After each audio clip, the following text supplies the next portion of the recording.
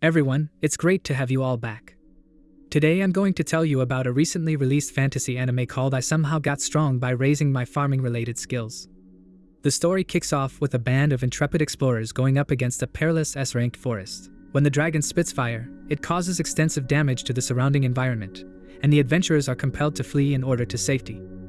We come upon a young farmer by the name of Al Wayne out in the field. He takes care of his crops and is happy with how nicely everything is flourishing. He harvests some of the crops, and then gets ready to head to the market. He receives a notification from his status window and then checks it out, where he discovers that all of his agricultural talents have been upgraded to level 10. He is soon joined by his buddy, the fisherman Testa, who is blown away by what the man has accomplished. Even though Testa is meant to be the one doing the fishing, he can't help but feel a twinge of envy whenever he thinks about Al's level 10 fishing talent. After reaching the highest level possible in each of his farming skills, Al is suddenly presented with a one-of-a-kind opportunity to combine and advance those skills. He does so, earning the title of a nature lover in the process. Al is perplexed as to what this indicates, but Testa notices that he has suddenly gained a total of 65,000 status points, including nearly 73,000 attack and 45,000 defense.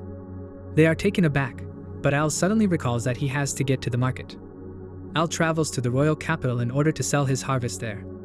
Along the way, he witnesses the dragon launching its assault on the adventuring party. They are not a match. A retrieve request has been placed. Al makes the decision to assist and tosses a carrot in an effort to divert the dragon's attention. Nevertheless, the carrot hits the dragon, which causes it to erupt. Al is equally amazed by his newfound strength, and the adventurers are left stunned and perplexed by what just took place. Al immediately flees the area, and the adventurers only see his trail behind him. Al is able to reach the primary keys for the royal capital, but while he is there, a hooded guy comes racing through with a girl who is being kidnapped by him. Al leaps forward and protects the girl from the hooded man's attacks on her as the hooded man strikes. Armed with a knife, Al quickly disarms and defeats the man, who is then imprisoned. The girl thanks him for keeping her safe.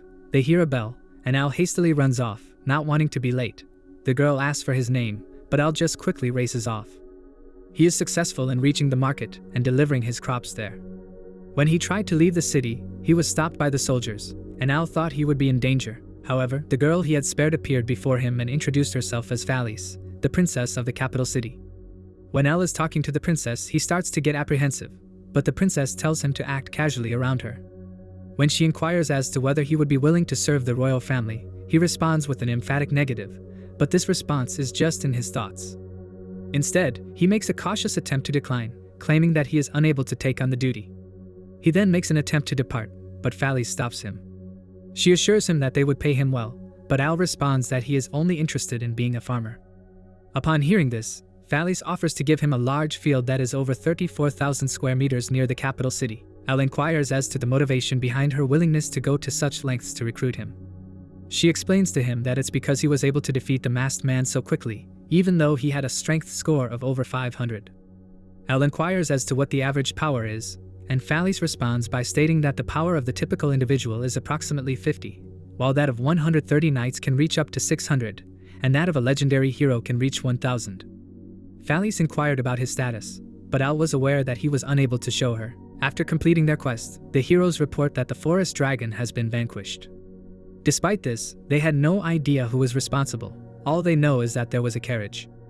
After hearing the account, Valis forms the suspicion that it was Al, but the crime occurred while they were preoccupied. Al made a hasty exit from the building. Despite this, Valis is unwavering in her commitment to signing him up for the team. Valis is startled when a guard informs her that she is being summoned to return to the palace. There are rumors that a big group of monsters is heading in the direction of the capital city.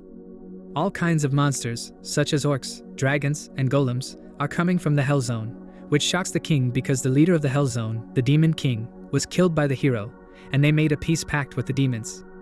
However, we meet the officer Cecil, who suggests that not all demons are happy with the peace pact, especially the first general of the Demon King named Romeo Van Dead. In addition, he has a sneaking suspicion that they discovered the hero had passed away and are now seeking revenge for the hero's murder at the hands of the Demon King. For the king's own protection, he suggests that the king moves out of the capital. Although the monarch does not wish to desert his people, all of his warriors are pleading with him to stay alive. Al makes it back home, only to discover that he has accidentally destroyed his front door with his new strength. After a long day of work, he comes home to find Tessa unexpectedly knocking on his door. She informs him that they have to leave immediately since an army of monsters is in the area. Al has an epiphany about his crops and bolts out the door to get to his field. He is happy to discover that his crops did not suffer any damage. Al sees that the monstrous horde is marching in the direction of the capital city as the army of monsters passes by. Because he is merely a farmer, he doesn't want to get engaged in the conflict, but he eventually comes to the conclusion that if the capital falls, he won't have anywhere to sell his harvests. In the meantime, the king and princess have made their escape from the capital city, but they wind up in a hopeless situation. The king is abruptly assaulted with a surge of energy, and Cecil turns into the demon General Romeo before revealing this information to him. He had been lying to them right from the beginning of their relationship with him. He reveals his plan to rule the kingdom secretly using his transformation magic while posing as the king and fooling the people into thinking he is their ruler. But first, he needs to put an end to the king. He uses his evil magic to assault, but the king constructs a barrier, which he then strains to keep up. The barrier begins to crumble as the king works to keep it up. In spite of Fally's contribution to the strengthening of the barrier, Romeo's second assault causes the walls to crumble, and the king is no longer able to maintain their stability. Fallis is unable to defend herself against the onslaught, and the rest of the barriers are taken down as a result. Romeo prepares to finish them off with his darkness skill, but suddenly there is Al there to stop the attack. He employs his skill as a plowman to break the ground, which in turn disrupts the army of monsters. Romeo is interested in learning more about him, but Al simply replies that he is a farmer like everyone else. Romeo leaps behind him, but Al is able to snag his sword and toss him away. Romeo is impressed by what he sees and decides to give it his all. He transforms into his true form by drawing power from the creatures who are nearby. As Fallis examines his state, she notices that he is currently level 78 and has a strength of almost 5,000. She orders Al to get out of there quickly. Romeo releases his power and charges toward Al, but Al reacts with his own blow, and Romeo is defeated. The monsters are startled. With a single punch, everyone quickly ran away. They returned to the palace, and the king thanked him for beating Romeo and saving their lives. But Al explained that he did it because he wanted to protect his crops. The king asked him to serve the country, but Al declined, saying that he only wants to be a farmer, and the king offered to make him a commander or any title he desired. As a reward, Fallis decides to give out the 33,000 square meter field that is close to the kingdom. However, on the condition that he registers as an adventurer so that he can occasionally help out the kingdom.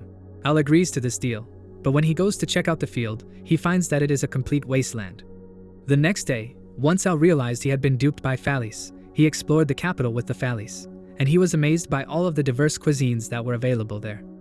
When Al asks her how she is able to simply go around the capital, she explains to him that she has a maid working as her substitute at the palace and that she uses a magical hairpin that prevents anyone from recognizing her. Fallis takes Al out to the Adventurers Guild. They are instantly greeted by the guild master, who has heard the reports of Al's strength, and he brings Al over to the reception desk, where they meet the secretary named Helen. All of a sudden, Al's stomach starts to rumble loudly, so they first bring him some food. They continue the interview while Helen bakes him a delicious pie. She asks Al why he wants to become an explorer, but Al responds that the only reason he is registering is due to his agreement with Fallis. Suddenly, the adventurers from the previous day appear before him to express their gratitude for his success in vanquishing the S-rank dragon. Al feels ashamed due to the fact that the other members of the guild are impressed by the adventures. They wish him well, tell him that they should go hunting together, and introduce themselves as Jake, Luke, and Lamia. Al's eyes as he imagines being dragged away from his farming. Al confesses to Helen that he wants to try doing a quest, but she adds that adventurers are ranked anywhere from F rank all the way up to double S class. Because he is only starting out as an adventurer, he is restricted to beginning with simple quests. She recommends beginning with the quest to collect 10 herbs from the Grim Forest as a good place to get started. Helen suggests to him that he should acquire some protection in the event that there are monsters, but Al informs her that he is too poor to purchase any. Helen, upon hearing this, lends him an ancient coat of hers that has been enchanted to provide protection. Helen is persistent in her request, and Al eventually gives in and lets her help him put it on.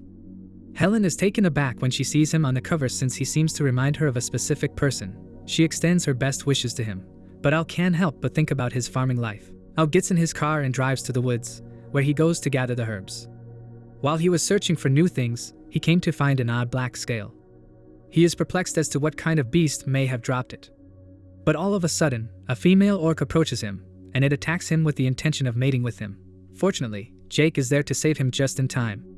The orc has been vanquished, and Al expresses his gratitude to him for his assistance. He wants to know whether they have any additional information regarding the black scale. Jake has heard tales of a black dragon, But he doesn't put much stock in them because black dragons are more likely to live in mountainous regions than in wooded areas. Lania offers the suggestion that he may be able to sell it for a respectable sum of money. Suddenly, a massive aura washes over them, and they become paralyzed with horror as a dark dragon emerges from the shadows. The dragon goes straight by them as it is covered in darkness. Al is frightened, but he musters up the courage to have a peek at its condition. When he does, he is astounded by the gigantic stats it has. Helen finally wakes up from her nightmare to find that a girl who was attempting to elude capture has been apprehended. The following day, her mother observes that she does not appear to be in very good health. Helen confides in her friend that she is suffering from memory loss and is unable to recall the activities she participated in after work the day before. Her mother has made the observation that she is working too hard. Al has an important report to provide after his return to the guild. They report their experience with the black dragon to the guild master at their meeting with him. According to Al, it possesses a strength of over 230,000 and based on how it looks, they believe it to be the malevolent dragon Ouroboros. They cannot believe what they have just heard, especially Helen. Helen is shaken to her core when she sees the scale that Al has discovered and displays it to them. She is overcome with emotion when she recalls her brother trying to escape the dragon and ultimately being murdered by it. As a result, she passes out. She comments that she is actually Helen's foster mother and explains that she recognizes the cloak that Al is wearing. A cloak was in Helen's possession when she was discovered by her 15 years ago by the lake. She recalled her name but not any of her other memories. She believes Helen may have some sort of link to the Ouroboros. After hearing this, Al is resolved to lend a hand wherever he can. He then travels to the library in an effort to acquire additional information, but he is unable to find any hints there. He then makes the decision to investigate the reports from 15 years ago, back when Helen was first discovered. However, the librarian informs him that those messages are restricted, and he is not high enough rank to access them. Al tries to beg her, but she refuses to listen to him. Felissa emerges out of nowhere, which catches the librarian off guard. She takes advantage of her status as princess to assist Al in gaining access to the records. They are brought into the restricted region, and once there, they investigate the damage reports for the village that was the location of Helen's discovery. Al discovers that 15 years ago, the Honora village was completely destroyed, and there were also black scales that were found there. However, this incident was covered up because the evil dragon is supposed to be dead, but if it has somehow been revived, it would mean that the whole world is in danger. The following day, the two of them set out for Honora village in order to investigate the area.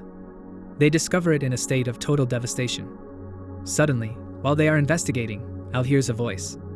He follows the voice, and eventually, they come to a cemetery where a young child appears wearing the same cloak. Felice doesn't know who Al is talking to because she can't see or hear him.